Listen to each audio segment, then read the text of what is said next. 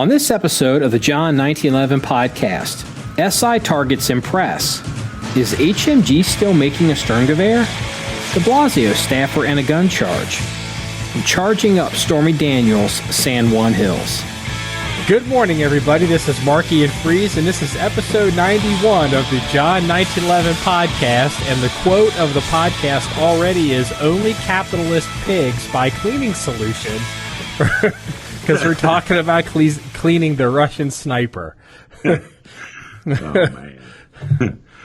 I've been up for hours, and I'm like caffeinated and jacked up on coffee. Yeah, you were sending me text messages, what, at 5:30 or 6? Probably earlier than that. Yeah. So, lots to talk about. I mean, going to be a light one, going to be a quick one, but lots to talk about. Well, let me just jump into this by telling you I did do the scope adjustment on the Howa rifle. Oh, you reset the eye relief.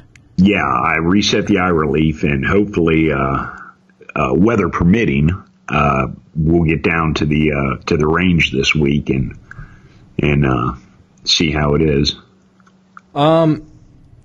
Did you have any issue with the clearance of the bell in the front of the base or whatever's on that gun? No, not at all.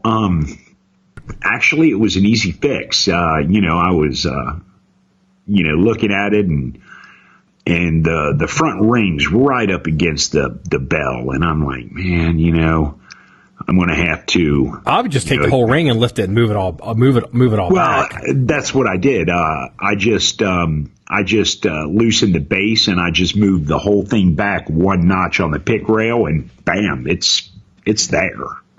Okay. That's good to hear. So I didn't have to mess with the scope in the rings at all. So I'm hoping that the zero is not really affected. Okay. As far as the range this week, if you want me to be there with you, I cannot do Wednesday. I'm going to be out of town with the SWAT team. Oh, that blows, because Wednesday's like my best day this week. You know what? Just go on, do what you can then. I mean, you don't need me there.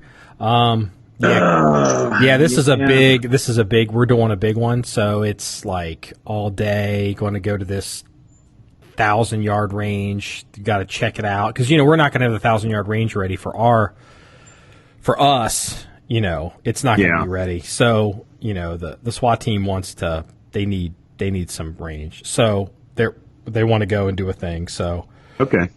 And it's going to be an all day. It's going to start at 7, and I won't be back in the armory until, I imagine, 7 at night, or if not later, probably more like 9. So, yeah, well, that's fine. It's no big deal.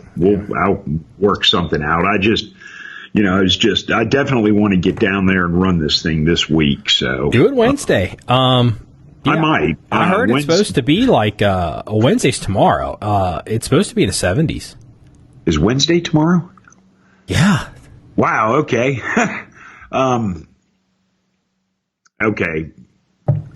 Man, Okay. Wow. I'm all screwed up on my days. Yeah, because you still haven't switched over from your 7 on, 7 off, so you're all screwed up. So, that's fine. I may run down there tomorrow and see what I can do.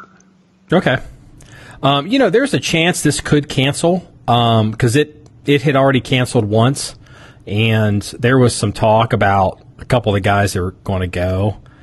I heard that, and you can't compete with this, they have access to a helicopter now, and so they were going to go do some helicopter stuff, and I probably just preliminary, and they're not going to go do a 1,000-yard range deal if they can go do a helicopter deal. So yeah.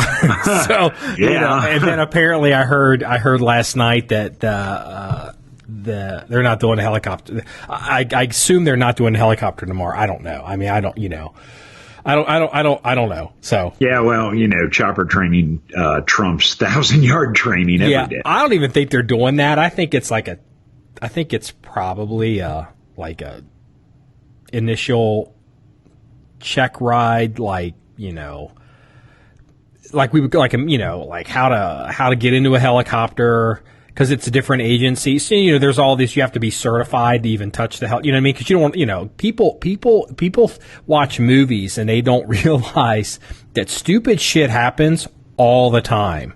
People walk into helicopter tail rotors, just stupid stuff. Like, you know what I mean? You just don't let people, I mean, it's probably like, certification, this is the front, this is the back, don't do the Krista McAuliffe, what does this button do?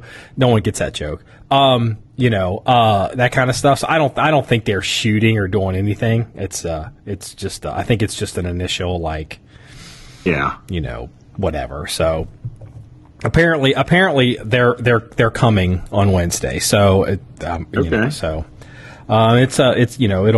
be a thing. What was it you were telling me? Was it the Blasio's girl busted with a gun? Yeah. What the hell did she do for him? She worked in like one of his, I mean, I'm gonna call it the Justice Department, but something that had to do with like crime and punishment within the New York City government. Yeah, I mean, I almost think it was a job that they gave her because of her parents and in the pool her parents have, but still, it's not a job you want to have when you get busted with a stolen firearm that's got the serial number scratched out. Yeah, and and that's what really caught my attention, because I guess they've got those shot trackers in New York, so. Yeah. I guess a shot tracker had detected 5 gunshots.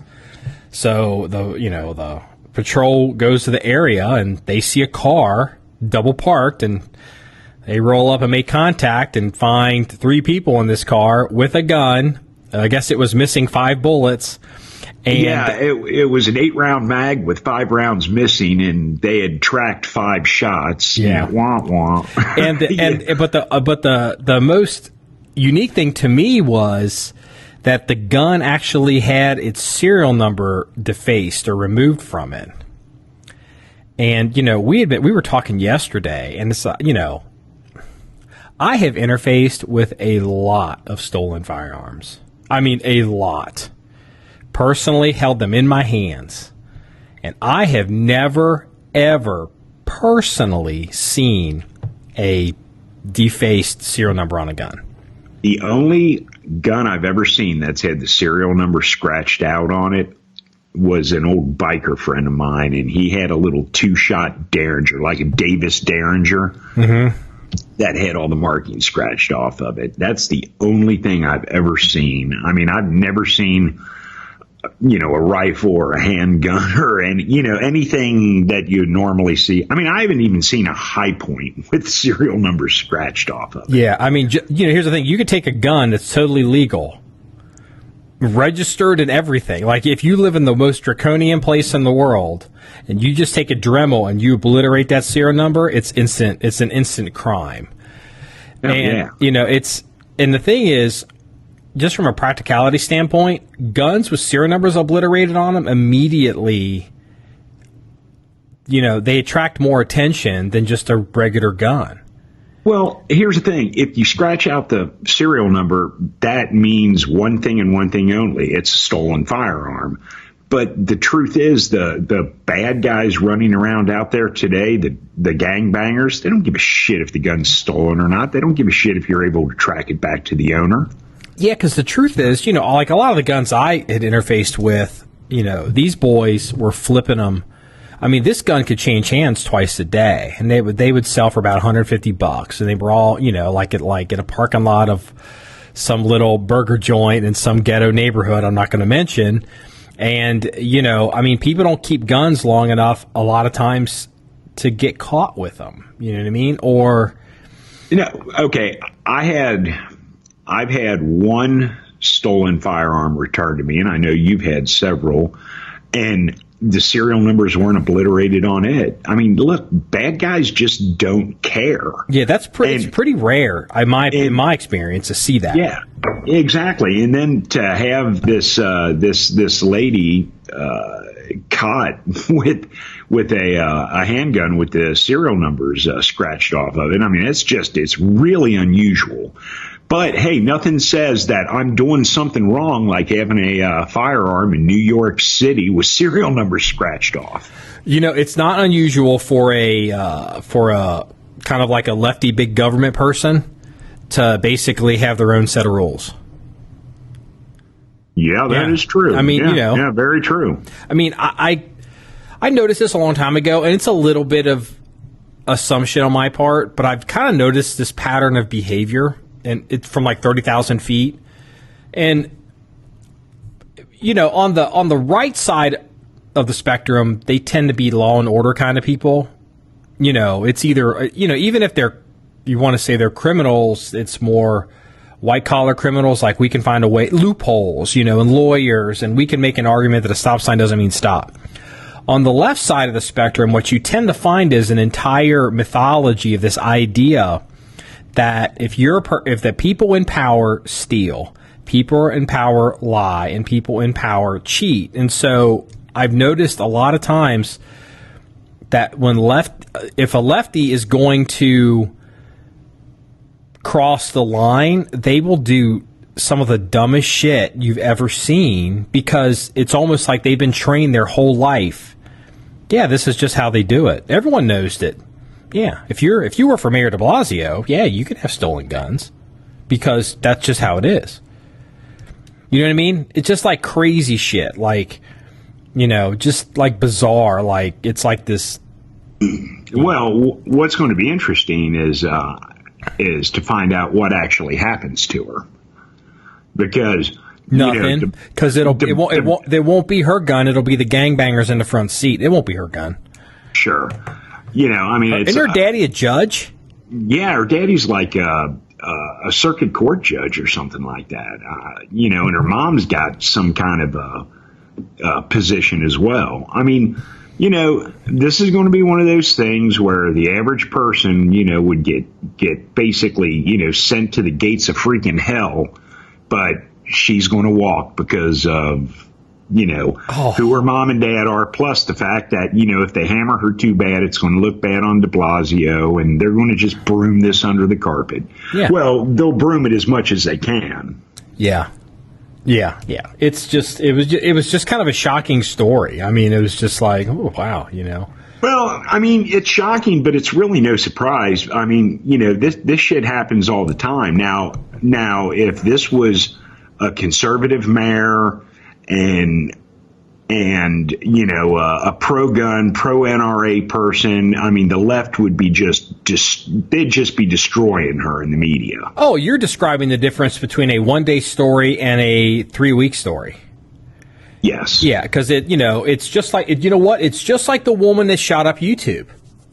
Yeah. Oh, yeah. I mean, hell, no one talked about her. Yeah, it's a 24-hour story. You know, it was, you know, crazy person, then it was domestic violence, and then it was she might have been wearing a hijab, Muslim, and all of a sudden, you know, then it's crazy, and it's, you know, she's a oh my God, she's like what was she? She billed herself as a vegan, animal rights bodybuilder, yeah. Yeah, and you know, you could just like her videos, dude. I mean, it was a freak show. You know, and you know, look, some people are going to say that she's not Muslim. I looked into her religion, and it's saying she's not a Muslim is correct, but also it's just like saying how. And I'm going to really piss off some people, and I'm not trying to, but just to make the argument. You know how, like, the Roman Catholic Church doesn't think that Mormons are Christian? You know what I mean? I mean, her religion is a sect of Shia Islam that broke off like right before the American Civil War in like the 1840s, and it's way way off the reservation. So it's not like Islam, like you would recognize it. And it's very, I would call it a sect of Shia Islam, but it's weird. Like their worldwide temple, like most sacred place, is in Israel.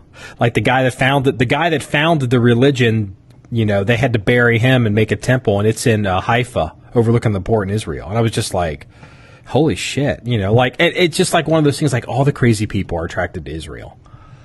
Yeah, well, and again, none of that really matters. It doesn't matter. I just thought it was interesting. It was more, I was like, what the hell's, I went down the rabbit hole on her religion. I was like, what the hell is this? Because I've normally heard of most religions, and I don't think I was aware of that one.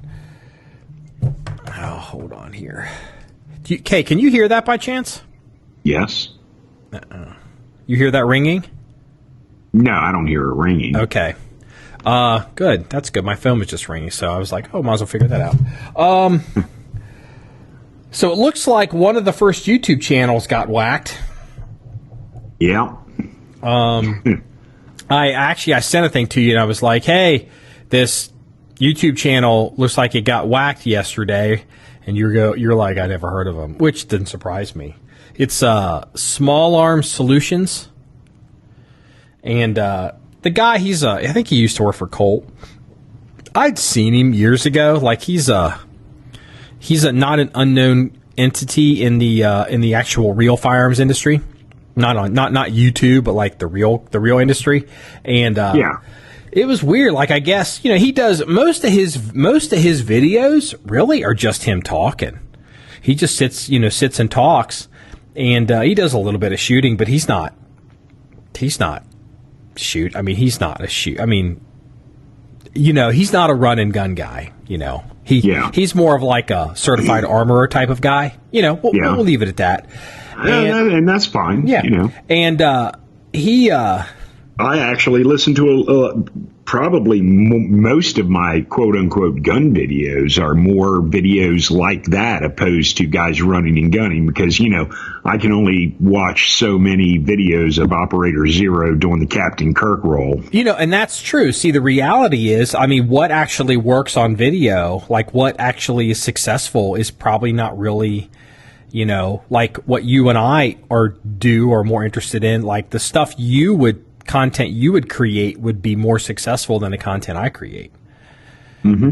Because I'm more about, so it's, yeah, I mean, I can't admit that. But so anyway, I guess he's had a bunch of problems and, like he's had video, like I don't know all the videos, but he's had, I guess, channel strikes, and like some of the channel strikes he gets, they're kind of like videos that have been out a long time and they've changed the rules and then they roll them back. So apparently, if I understand correctly, he had this channel strike like a couple days before his channel got nuked, and he was able to appeal the channel strike, and they were like, "Oh, we're sorry, everything's fine.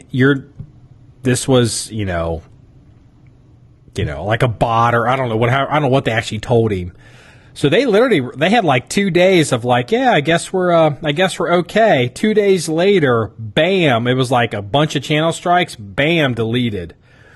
Well, let me ask you, I don't know who this person, I'm not familiar with him. What kind of a following did he have? I honestly don't know. Because I'm wondering if YouTube said, well, we'll take this guy who doesn't, and I'm speculating, I don't know, but I wonder if they're like, well, you know what, we'll take this guy, he's popular, but not super popular, he's kind of like, they look at his video content opposed to a bunch of other channels where they're, shooting a lot and running and gunning and stuff. And they're like, maybe we'll test the waters and whack this guy and see what happens. I mean, opposed to whacking someone who's like super popular with a huge following. I mean, I don't know. See, logically speaking, if I was going to try to apply logic to YouTube, and that's always your first mistake, you would think guys like this would be safe. Because again, there's two types of, well, I'd say three types of gun channels on YouTube.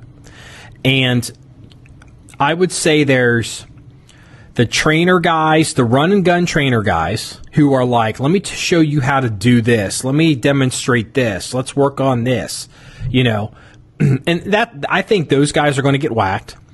Then there's what I would call the gonzo guys. Like, let's take tannerite and blow up a car. They're going to get whacked.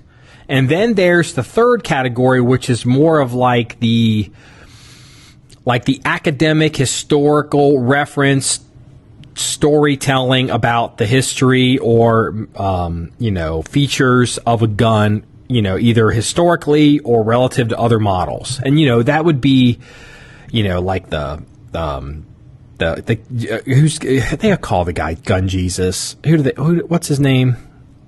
The guy with the long hair, the young guy on YouTube.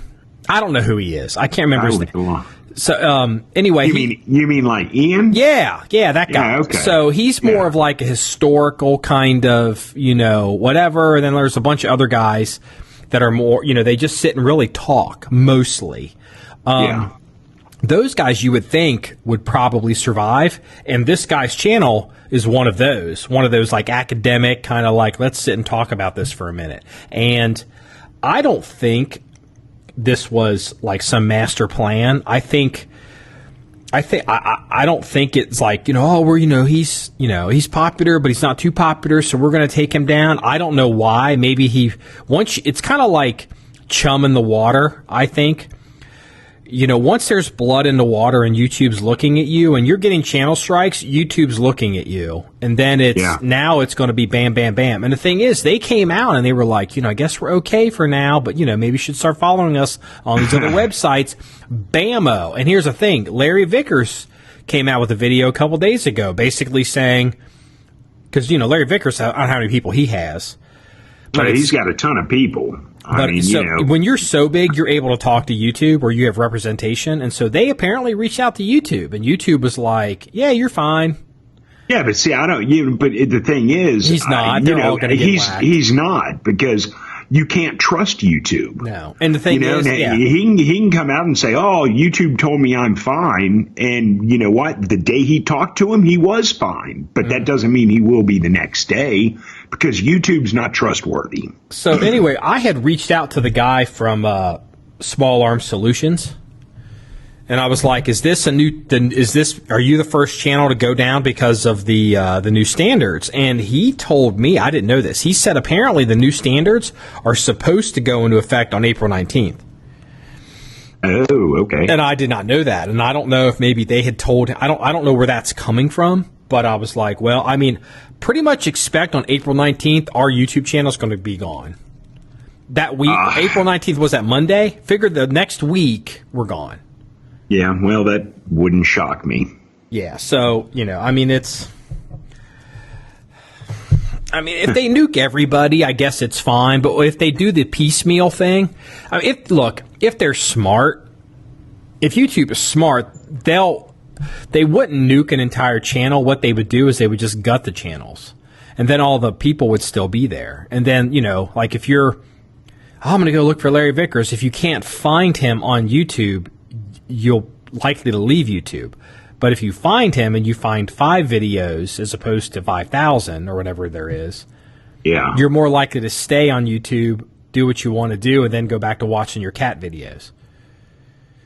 Wow, cat videos. Or whatever people watch on YouTube. I mean, you know what I mean? I mean, it's or video. You know what? Apparently, the biggest thing on YouTube is goddamn video games. Like, remember the PewDiePie guy? Remember, like, there was all that controversy over PewDiePie? And I had never heard of him. I found, apparently he's got, I don't know if he's like 4 million followers or like 14 or 20 million. It's a lot. Subscribers. Yeah. And his what you do, you literally watch him play video games.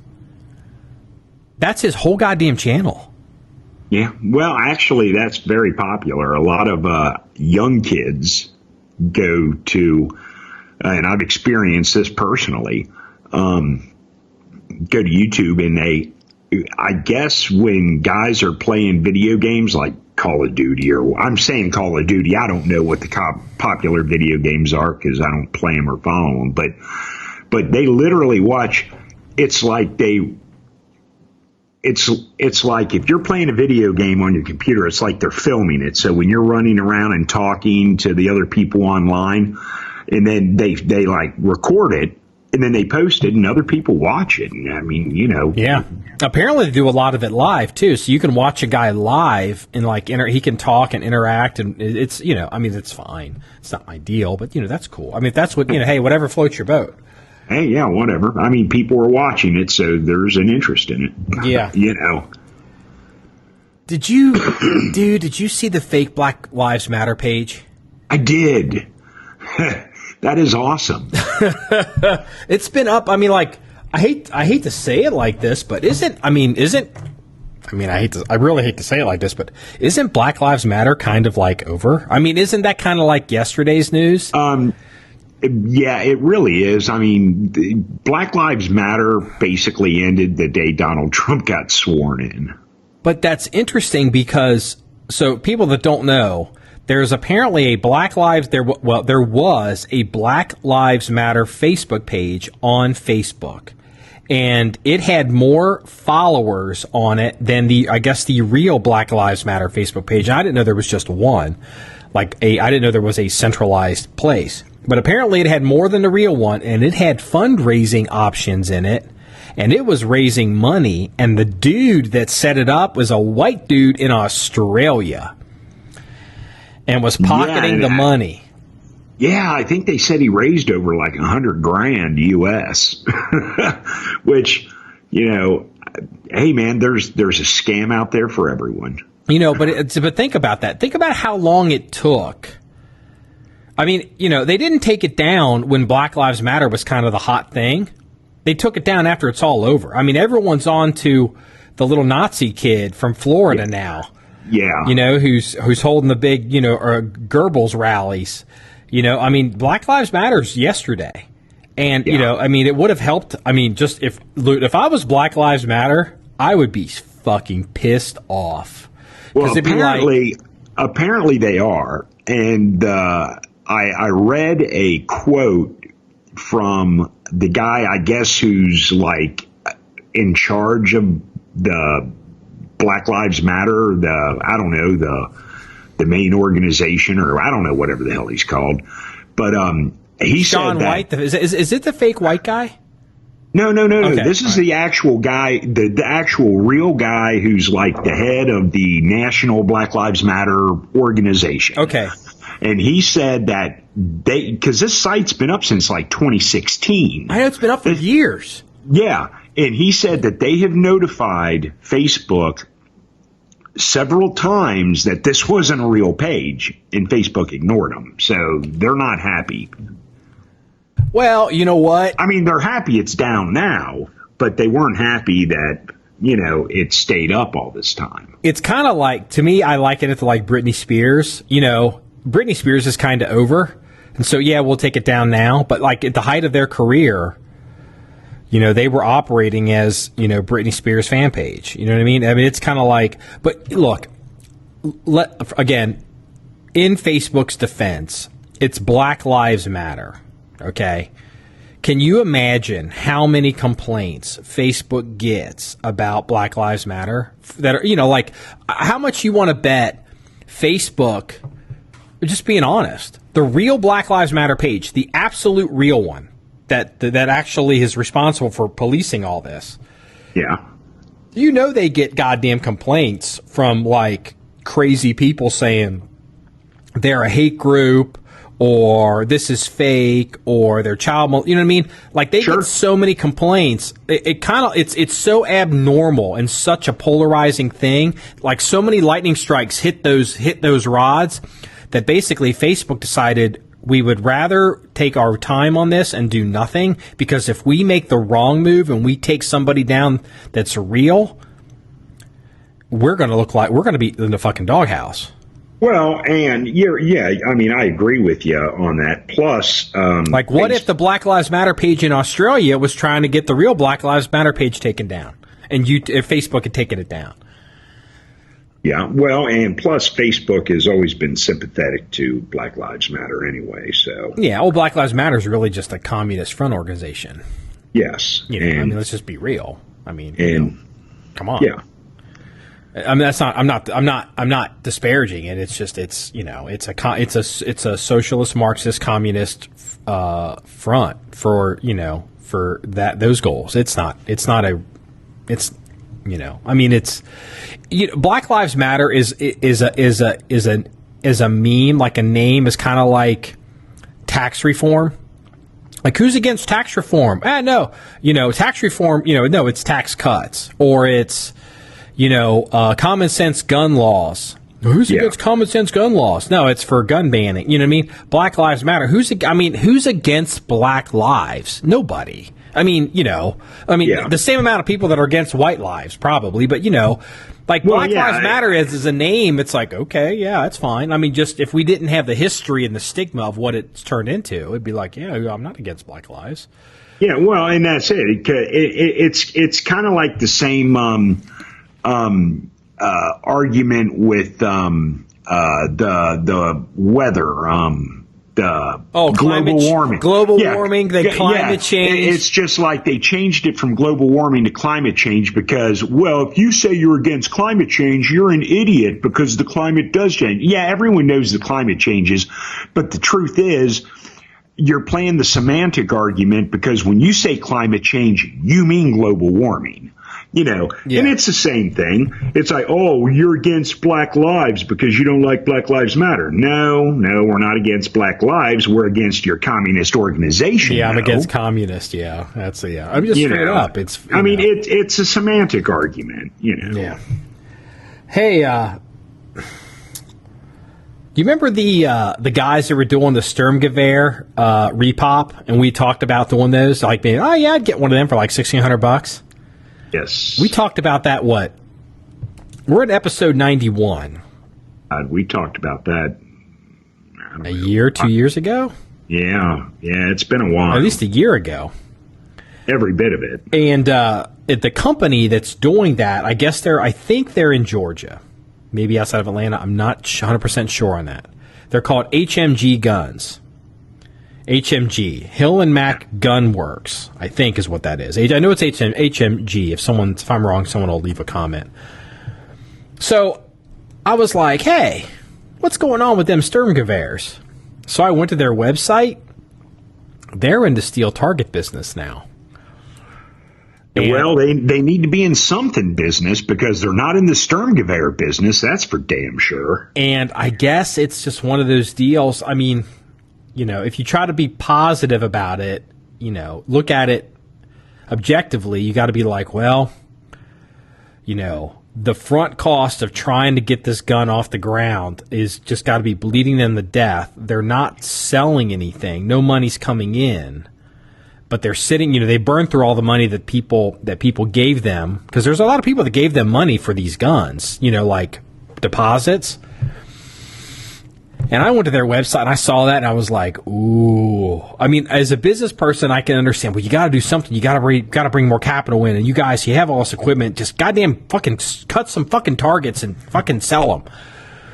But the other side of me is like, ooh, that is not good. It doesn't look great. It doesn't mean it's a bad thing. It's, it's economics. Yeah, I know. When we looked at their targets, dude, their targets are expensive. I don't see other. Oh man, their targets are crazy expensive. I mean, they're nice. They look nice. I mean, I assume they're nice. I mean, I've never. They look nice. Let me say that. Yeah, their targets. I guess they're a reactive target, like a long range reactive target, and kind of like a giant popper. But my problem with those kind of targets, like let's say, because we're setting up a rifle range, like a big one. Yeah. And I set a target like a HMG, the target that I see on HMG out at 600 yards. And, you can shoot it with a big ass, whatever. You can shoot that with a 340 Weatherby and it'll, like you could shoot that with a machine turned all metal 340 Weatherby, it'll be fine. But my problem with the target is because the target falls or gives, the physics of it, the bullet's going to go up. Yeah. And I don't like that. You know, I can't have big ass bullets leaving the range. Yeah, well, and to pay $800 for a target for a bullet that could potentially, in my opinion, leave the range. Well, yeah, but with that being said, there's still a pretty decent market for those targets. I mean, I find the targets very, very interesting because I like that. I don't know, that little flapper. I mean, you know, I like it. I like the design. You can get targets of flappers. Yeah, no, but you hang it from a chain, and they if they're going to give, they give down. Yeah. I mean, you know, but at the end of the day, man, their prices are crazy. Yeah. Oh, it's and I thought. I mean, look, we buy steel targets and we know what they cost, but I was looking at their website and I was going like, man, it's like I don't see any of those in our future. You know, I mean, it's one of those things where, I mean, I hate to say it like this, but you look at that product and it's almost like, you know, some companies list products for sale. If you pay for it, they'll give it to you, but they don't really expect to sell any. You know, it was like what? Who the hell's buying an $800 mechanical flapper, you know, giant popper target for super? I mean, you know.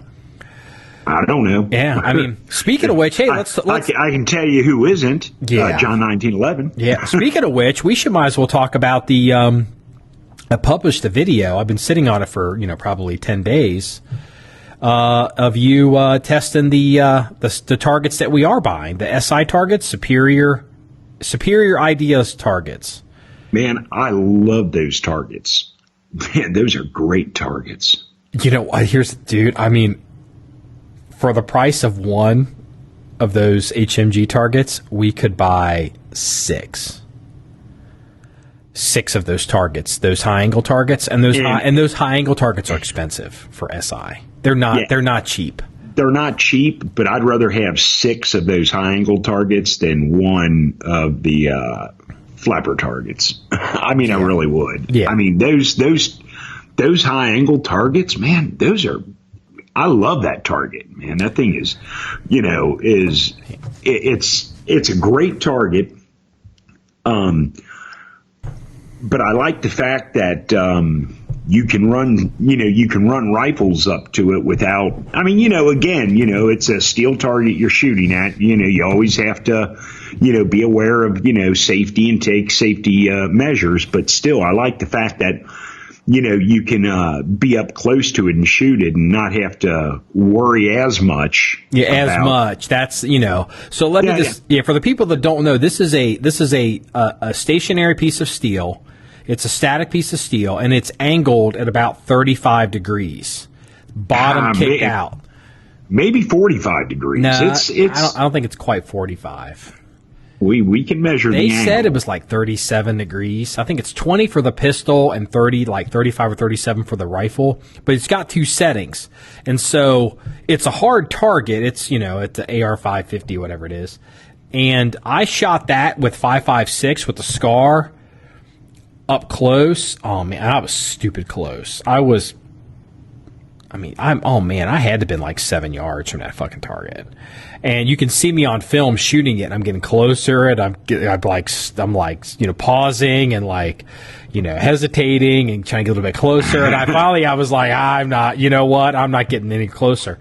But they rate them for, heavier caliber bullets. So you and I went out, you took your 21st century super uber Howa gun, and I shot with 308, and you shot it at 80 yards, and then I took a 308 Mauser, and I shot it at 50 yards, and it not a scratch on it. Hey, I'll tell you what, not a scratch on the target, and I'll be honest with you, I was not even remotely worried about anything coming back at us. And I mean, granted, we're at 50 and 80 yards, which isn't close.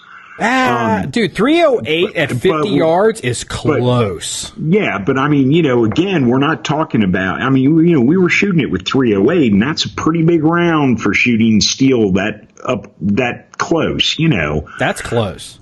Yeah. The old place I used to work, our range rules, and it was hard and fast. 308, you don't get closer than 200 yards to a goddamn target. If they catch you shooting 200 yards in, you're fucking in the doghouse because you're going to hurt yourself or hurt somebody else, and you're going to burn it. You could burn the target too.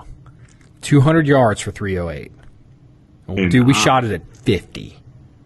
Yeah, and I wasn't even remotely concerned about it. I will say this. I had a little concern, and I still do, because there's one vulnerability to the SI target, and this is true with most targets. It's not an SI only thing.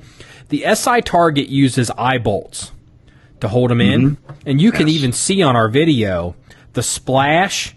You can see where the splash rides the steel perpendicular or parallel. It hits and it goes parallel to the face of the steel, and then when it hits the eye bolt, it lifts up away from the face of the steel. So in theory, because the eye bolt's got curved to it, it randomly can throw that splash.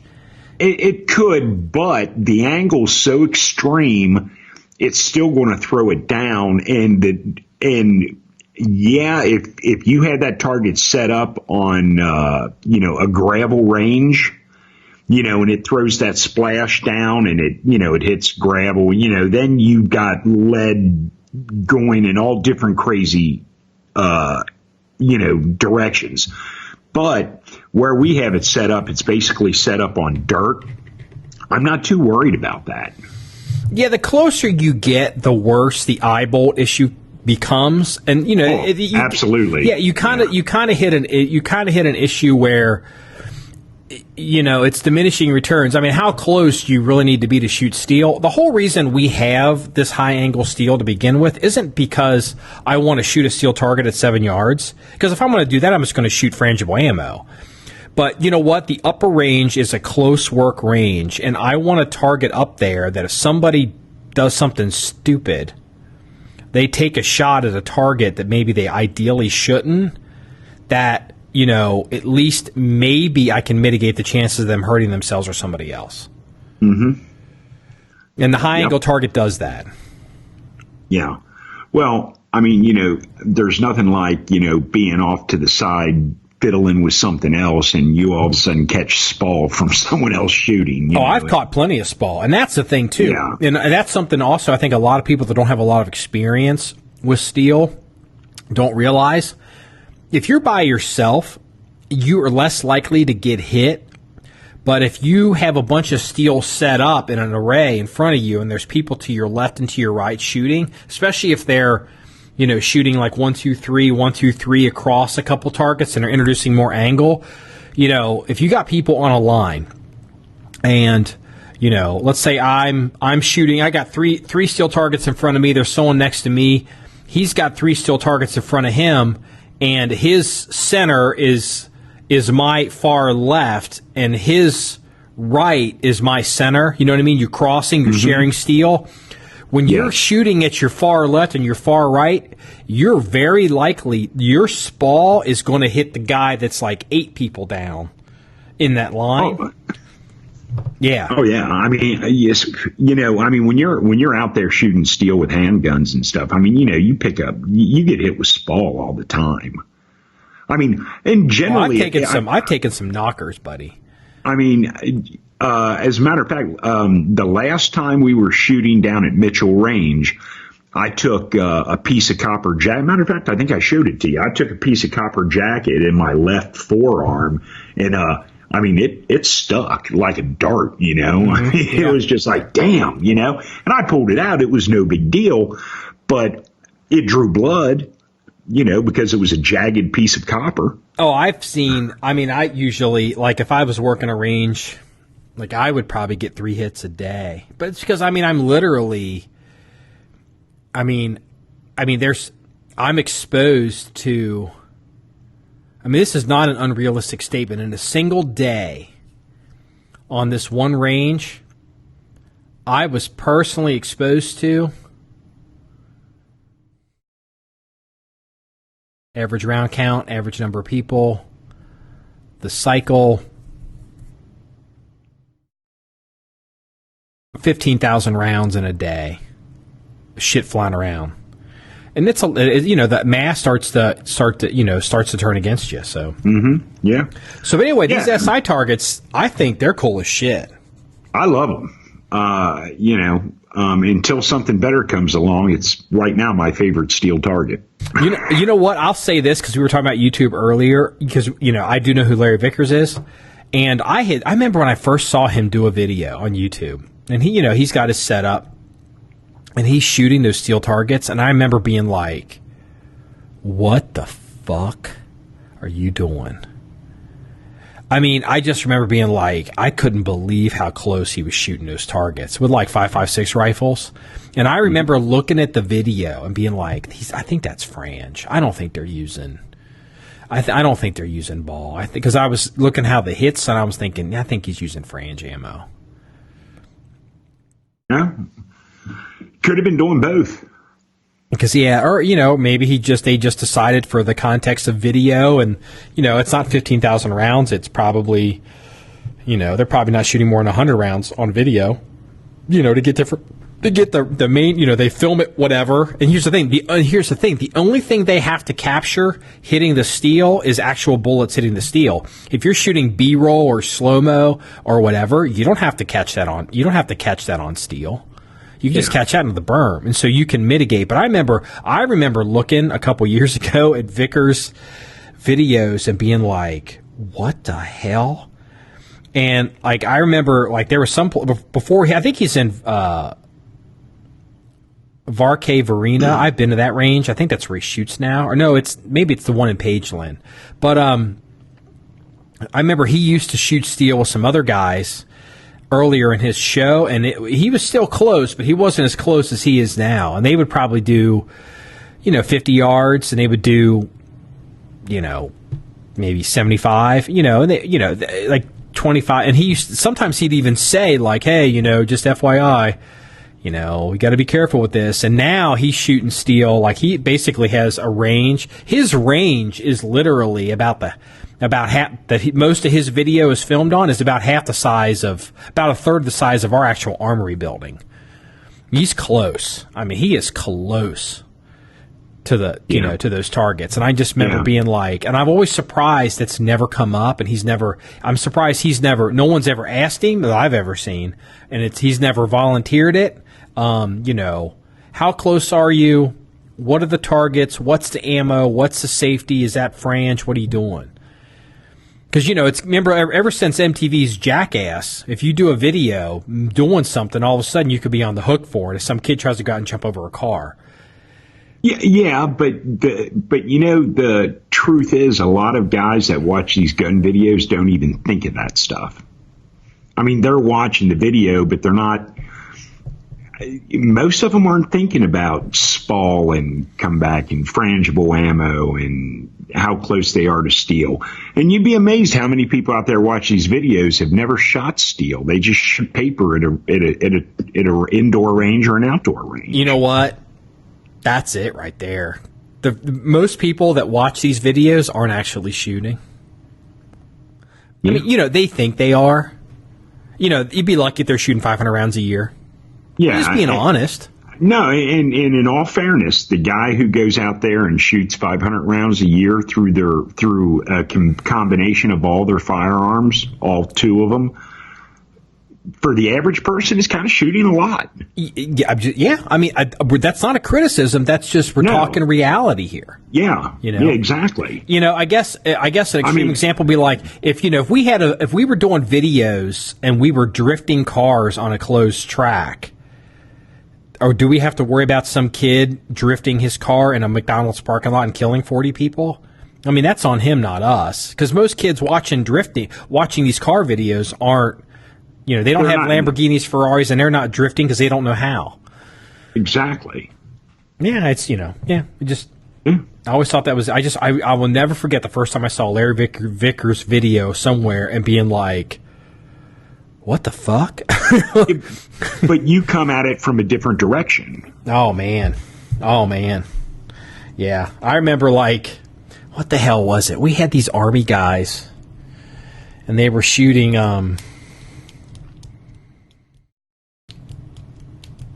yeah, what the hell was it? I guess it's green tip, and probably, and it was like there was a big debate as to like how much these targets can take. Because, again, no one, like when you have certain groups don't come in with like shit ammo.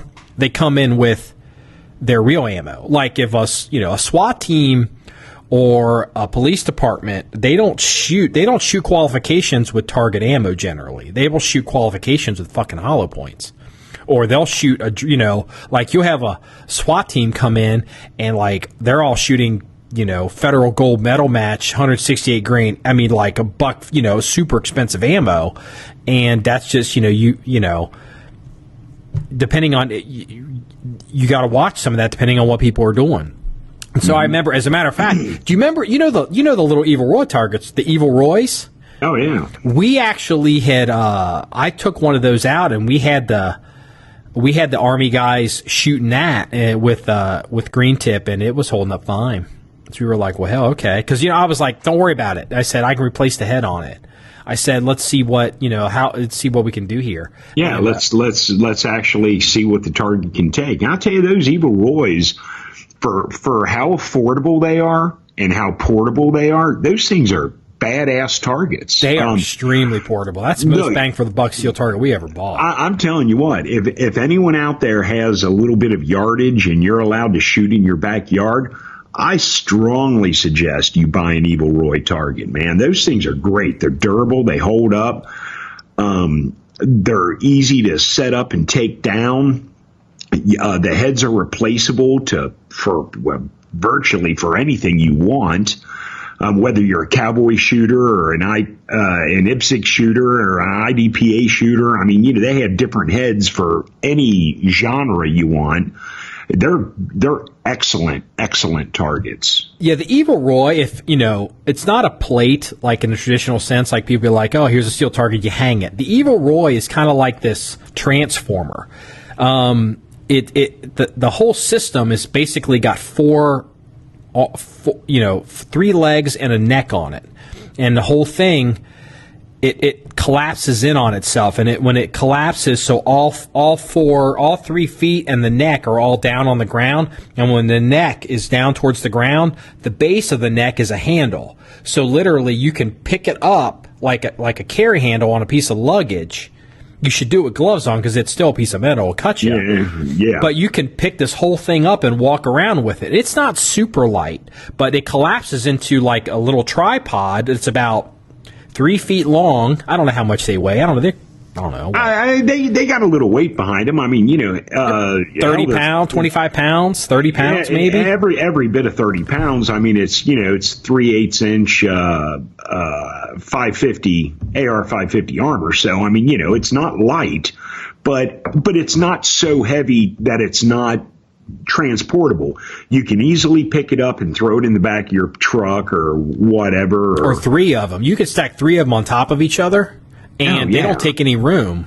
I mean, they take some room. It'd probably take about a third of the back of one side of your truck.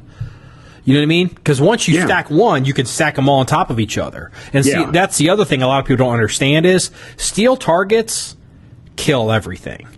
Like, you got a bunch of shit in the back of your truck, like guns or anything, and you're putting targets back in there. And here's the thing, targets that you have to hang that lay completely flat, they're a pain in the dick to move around and get out of the truck. And, trying to pick them up and move them, there's like, you can cut yourself. The Evil Roys, I'll tell you what, they stack like cordwood, and you can just grab the handles and drag them out. You could take a Rubbermaid tote and stack three. You can stack 4 Evil Roys in a Rubbermaid tote and slide them in the back of your truck, and that's how much space they take up. Yeah, that's true. But they're not even that long because they're only like 3 feet long.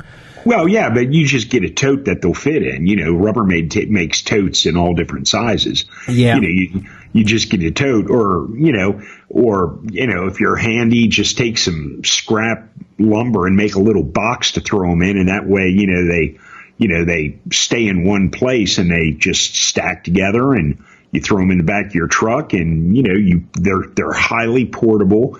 I mean, they're great targets. Now, look, I mean, it's just like anything, it's not the the end all beat all of targets. But if you just want like a nice portable, handgun or rifle target that you can just tote around with you to shoot at, and man, they're great. And the head angles, they're excellent targets to have, and they're pretty freaking affordable.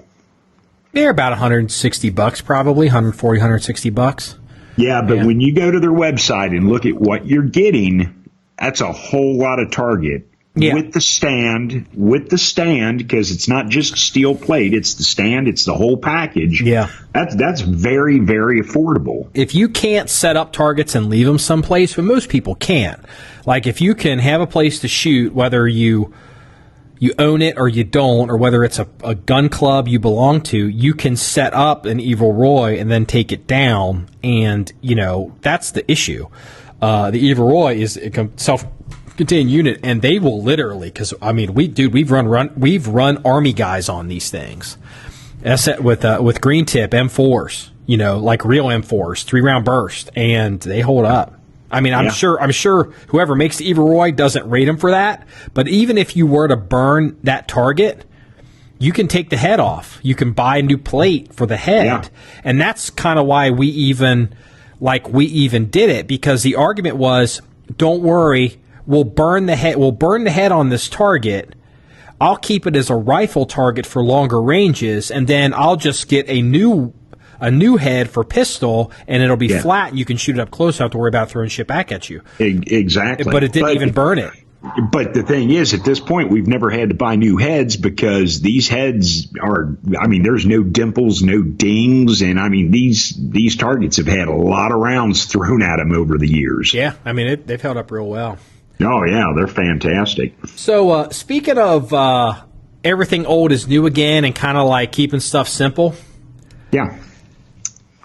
Have you heard that the United States Marine Corps is dumping their M40 sniper rifles? I guess they're on the A6 iteration, and they're going to the M40 is a 308 7.62 caliber bolt gun, and they're going to a 300 Winchester Magnum.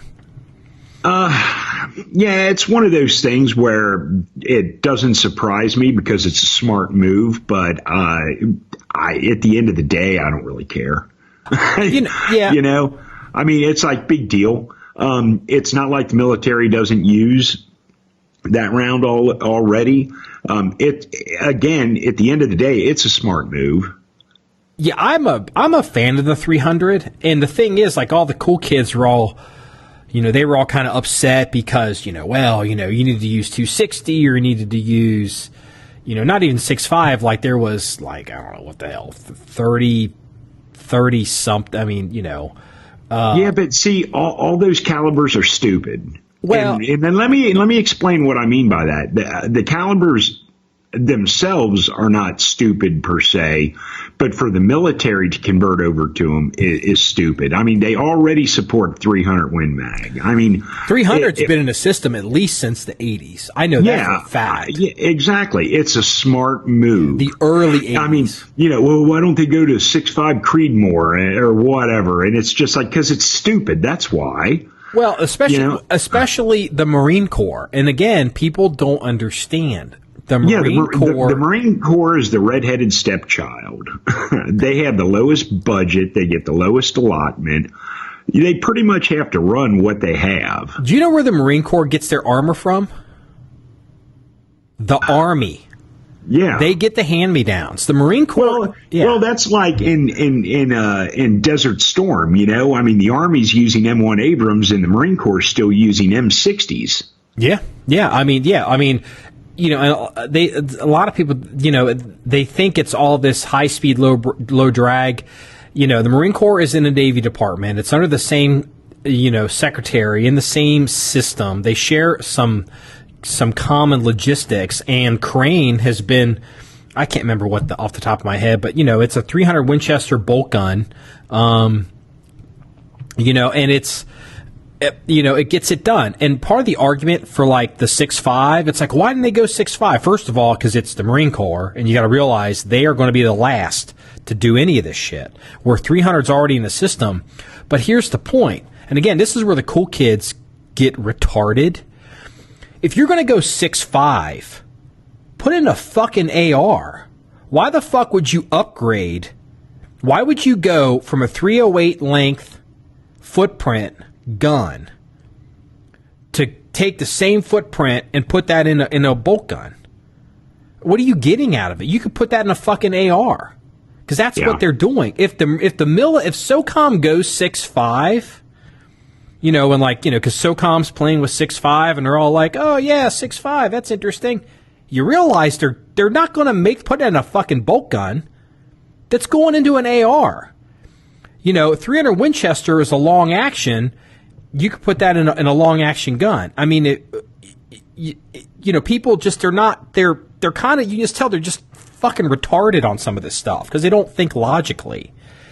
Yeah. You know, it's like the whole point of 6.5 Creedmoor was because it will fit into an AR-10. If that wasn't the case, the military, if they didn't want the 308 gun bullet to go into the AR-10, they would be shooting 6.5 Swede. Yeah. Yeah, I mean, but see, a lot of guys who are, let's just say, you know, you're a 6.5 Creedmoor guy, whether you're an internet forum follower or whether you actually have one and actually shoot it. That's, you know, that's your favorite round. So it's like, oh, then that's what they should take. I mean, they don't think about it logically. Yeah. Like this one, I saw like the argument, like, you know, who was it? Was it 300 Norma? Like, I know for a fact, like I remember, I have a contact out of Crane, and this is before all the cool kids heard about it. And when they were running the test for the new sniper rifle, this was, I don't know, 4 years ago. And my contacts at Crane were telling me, yeah, you know, this 300 Norma Magnum is kind of interesting. I'm like, really? And, you know, which is fine. And that may end up happening. But, you know, it's not a caliber that exists in the system, you know, and like the arguments that some of the cool kids today are making for like 300 Norma Magnum or some of these other bullets, you know, they buck wind and they can shoot longer range and, you know, whatever. It's like, you think 300 Winchester Magnum doesn't buck wind better than 308? You're a fucking idiot. An over 200 grain bullet in 300 Winchester Magnum bucks wind pretty fucking good. I mean, it's like 300 Winchester Magnum is not 308. You realize that, right? You can shoot 1,200 yards or 300 all day. Yeah. You do get past 800 and 308, you're kind of mortaring the round. And yeah, everybody shoots, like I've shot 1,000 with 308. But, you know, better to shoot it with a 300. Well, yeah. Because it's getting there the way it wants to get there. It's not going transonic. But people don't think about that stuff. You know, they It's this idea, because 300 Winchester's been around since, what, the 50s? Or the 40s? That, you know, it doesn't do anything that the new rounds do. It absolutely does. Yeah. Well, but it's the same, you know, it's the same 270 or 243 argument. 270 and 243 is not the cool kid round because it's been around for 100 years. The truth is, 270 and 243 are two damn fine rounds. 270's been around 100 years? I don't know about that. I think that might be a little bit stretching. I think 270 probably popped up in, what, the 40s or the 50s? Or is it before then? I don't know. I can find out. Yeah. Well, also, one of the arguments with the, this is going back to the AR-10 versus, you know, the AR-10 format gun versus the long action of the 300 Winchester, is if you're going to go to a bullet that's going to fit into an AR-10, go ahead and put it in an AR-10. But if you go long action and you go get creative and you go with 300 Winchester, if something different changes, like if something new comes down, a boutique bullet that comes down the pike that won't go into an AR-10. It gives you options to kind of upgrade the bolt gun later with a boutique round or boutique loading. Where the AR-10, you're so locked in to that magazine, you don't really have a whole lot of place to go outside of that footprint. Mm-hmm. So it makes, why, if you're going to upgrade your bolt gun, doesn't make a lot of sense to stay with an AR-10 length bullet. For the just if all things are going to be equal, put into a fucking AR-10. Yeah. The 270 was designed in 1923, and it was introduced on the market in 1925. So, yeah, I was wrong. It's not 100 years old. It's older than I thought it was. I didn't know it was 1923. I thought I think 270, and I think was it Jack O'Connor? Or I think of like the 1950s. But if it'd been out 25 years before then, so... dude, I mean, 1923, dude, it's 2018. It's almost 100 years. Yeah, well, okay. That's what I said. Yeah, okay. You were right. What you're thinking of is the 243. The 243, I don't know when it was developed, but Winchester came out with the 243, and I believe that was the early 50s, maybe. Because I know it competed with 244 Remington or something. Because basically, the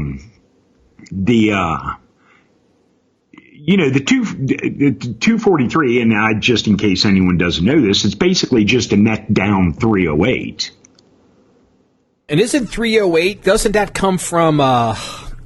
What's the caliber? What's the gun? The caliber that was in the Model 99 lever gun. The 308 is the parent cartridge of 308 is it 300? 300 Savage. 300 the Savage 99s. Yeah, the 300 Savage. Yeah. So, okay. See, I know some of them old guy guns. So, well, but what a lot of people don't understand is, like your 270, your 308, your 243s, a lot of those, the grandparent to all these rounds is your 30-30. Yeah, see, I always that's where I get it screwed up, because I always, again, we have left the area that I know about, and we're in your area. Like, I always thought like a lot of this came from the 30-06. Where does the 30-30 come from? You know, off the top of your head, you have to Google it. The Cowboys? I mean, 30-30. No, like what's the parent cartridge to the 30-30? Like, I don't know. I don't think. Geez, I don't know. I don't know if there is a parent cartridge to the 30-30. The only thing I could think of, see, prior to like the 30. Damn, I don't know. I mean, I don't know. Prior to that, you have your old rounds, your old, 45-70, 45-110, your old black powder rounds. And then they came out with, right around that time, like the... like, what was the first real popular smokeless caliber in the U.S.? 30-03. Not the 30-30, the 30-03, I believe, was the first one. And then that developed into like the 30-40 Craig. No, the 30-40 Craig. And then the 30-40. So 30-03 came before 30, because I thought 30-03 turned into 30-06. No, the 30-03 basically... No, Jesus, man. Okay, we're getting way back. No, the 30-03 was developed to replace the 30-40 Craig. And then the 3003 morphed into the 3006. That I do know. I was getting my timeline mixed up. I mean, when you start going back to the early 1900s, there was a whole lot of development in cartridges, and there's a lot of calibers out there that people have never even heard of because they were developed and they were used for a small period of time, and then they went away because something else replaced them that was better. Yeah, because this stuff was changing so fast. The only reason we don't have 3040, I'm going to say we. In the Armory, the only reason we don't have 3040 Krag is simply because every time I go to buy one, I can't stand the price. Yeah, tell me about it. And man, the 3040 Krags used to be, I mean, everything used to be cheaper than it is now, but 3040 Krags used to be a pretty affordable gun. Yeah, and now every fucking Krag rifle now has been up San Juan Hill. It's like, give me a break. Isn't that the truth? Isn't that the freaking truth? This was Teddy Roosevelt's personal gun. I mean, stop. It's literally like, it's like Teddy Roosevelt must have been standing on a hill. They must have put a bullet in it, handed it to him, and be like, fire this. He handed it off to the next guy. Okay. Like signing baseballs. Okay. Boom. Next, boom. Because it's like every goddamn one of them. Okay. Is Teddy... Yeah. Okay, the 3040 Krag to Teddy Roosevelt was like Barack Obama signing an executive order. He used a different pen for every letter of his name. I think I saw that once. Yeah. I saw him signing something and he kept switching pens. I was like, what's he doing? Well, that's because, one pen goes to the library, one pen gets raffled off to the highest bidder. Hell, why do you think Barack Obama's worth $50 million today when he went into the Senate with a net value of about $50? I don't know what his wealth was before he went into became president. I've never paid that much attention to it. When he was in the Senate, he drove a Ford Taurus. Hey, my mom drove a Ford Taurus. There's nothing wrong with that. My mom drove a Ford Taurus station wagon. She liked that car. She called it Betsy. Old Betsy. Old Betsy. Yep, I never told you that story. You just shit on old Betsy? Really? Did you just ruin Christmas? I did. So apparently, my mom and Barack Obama have something in common. So yeah. I'll tell you what, speaking of which, according with the news, and then we'll go ahead and shut this one down. I don't know how much Barack Obama was worth before he became president, but apparently with them raiding Trump's personal lawyer yesterday, we're going to find out how much Trump's going to be worth pretty soon. Because they're going to be everything that they pull out of Cohen's. I think it's Cohen's office. I could have that wrong. That shit's going to leak. They're going to be leaking all kinds of shit now. Sure. And apparently, I guess I can just assume that Stormy Daniels is a Russian agent. Because, I don't understand how they can get into the lawyer. How they can get to his personal lawyer that was never part of the campaign and never part of the administration. That's Trump's personal lawyer, and they could raid the personal lawyer. Yeah, I don't know. It's not like, obviously Trump violated one of Freeze's big rules. I hate giving whores money. He obviously gave this woman money, and, which is always, it's like feeding the bears, because they're never going to go away. And, but it's like, it's not like Trump didn't have $130,000 to give this chick. It's like, he didn't take campaign money. Oh, yeah.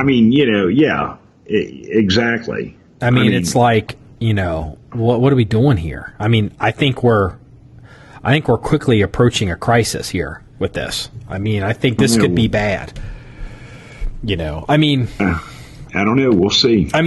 Look, let's just hypothetically, let's just I guess we'll go there for a minute. I'm going to speak obliquely. Let's just say they impeach Trump. Just forget the rationale, but let's just go there. Okay. They impeach Trump. Yeah. What happens next? Besides, Mike Pence becoming president, that's not the real question. What happens to all the people in this country that think Washington is fucked, and they voted for Trump, and the swamp gets rid of Trump. What happens then? Where do they think this is going to go?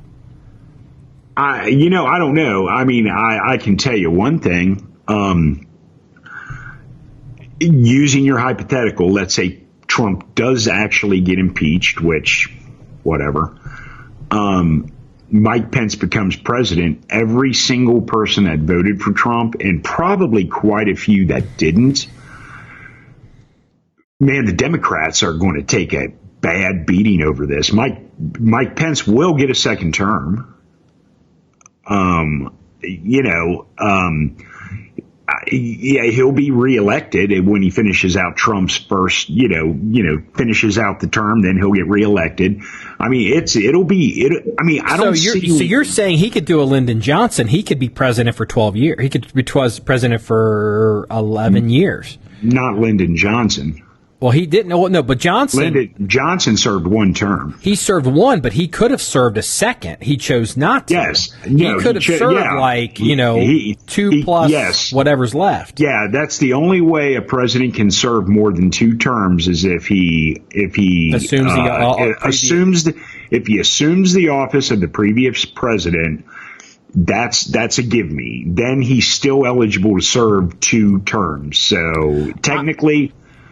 What's that? I don't think Pence has got the stones to survive and thrive as president. Because the thing is, Trump. No, here's the thing. Okay, using your hypothetical scenario, if Trump got impeached and Pence took over, I think the hatred for impeaching Trump would carry Pence over through the next election. Now, whether he would be able to do 2 terms is who knows. Yeah, I don't disagree with that. But he would definitely survive and win. I don't know. I guess a re-election bid, maybe we'll call it. Yeah, but I guess my problem with Pence. I don't have a problem with Pence. I don't really know the man. But. Pence to me is kind of like Jeb Bush.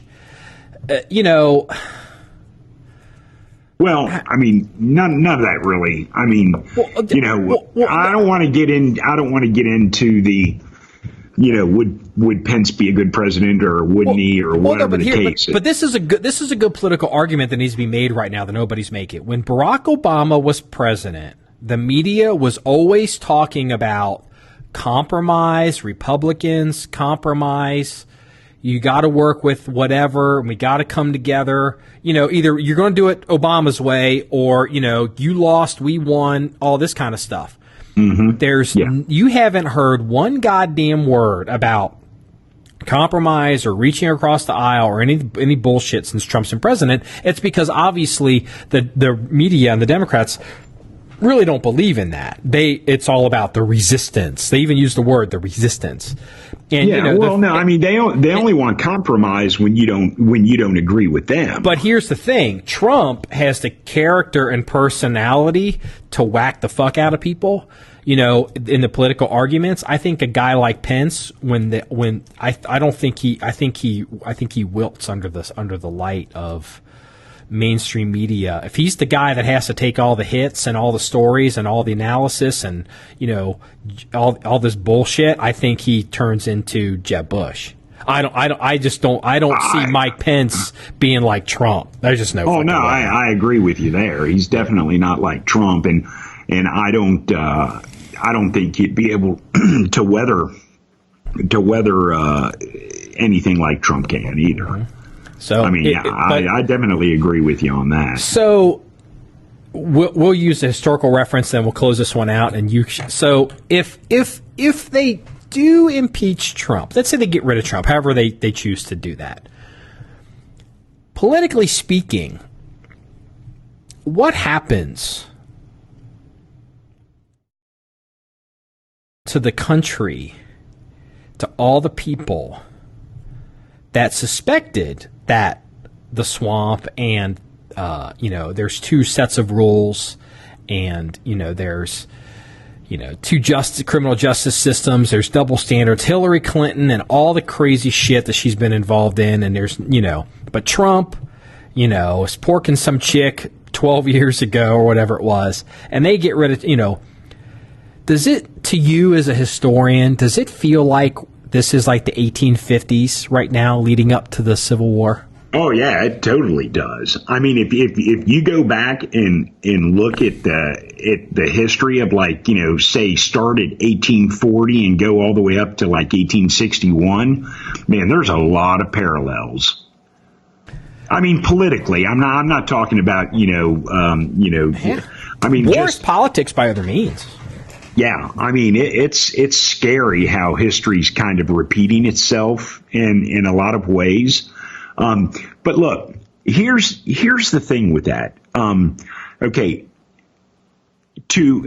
First off, it'd be hard to impeach Trump over this Stormy Daniels thing. I mean, look at the crap Bill Clinton, did, in the White House.